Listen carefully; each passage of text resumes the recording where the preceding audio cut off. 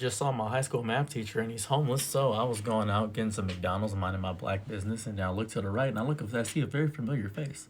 I'm a little bit concerned, perplexed. I look in the soles of his eyes and he shows me the soles of his feet and he says, "I dance for you." I said, "Dance for me?" I didn't know what was going on. I didn't know what's happening. So he starts dancing and I get out of my car and park it to the side and watch him dance. He has a sign saying he needs some money. I don't have anything on me. I'm asking if he has cash app or something right. He says, "No, I don't have anything like that." I said, "That's a little bit depressing."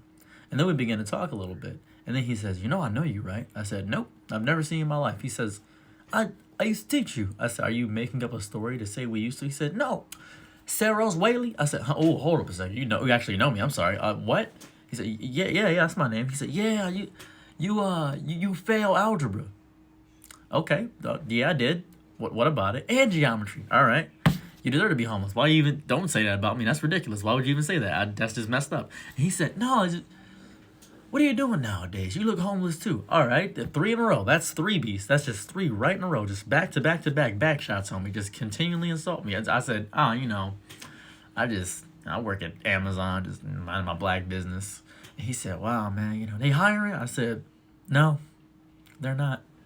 They only hire people that don't insult people that fail geometry." He said, "Oh, come on, stop playing." I said, "You're right. They're hiring." So I tried to get him a job at Amazon. By all means, he doesn't have an address. To get a job, you need an address. Big reason why homeless people can't get jobs because they don't have addresses. So I said, "You can use my address and figure this out." He said, "Okay, all right, we'll do that." So he used my address. We tried to get him a job. Lo and behold, didn't get the job. Amazon didn't really want to hire him, mostly because he has too high of credentials. I didn't know you could get fired or not get hired if you have too high of credentials. He applied for a managerial position because he wanted to be a manager. I said, "You got to be a worker." He said, "Can't do that. He can't be a worker. That doesn't work in any sense." I said, "You can put a tent outside of Amazon and be a worker on the line." He said, "No, can't do that." Well, it was good seeing you.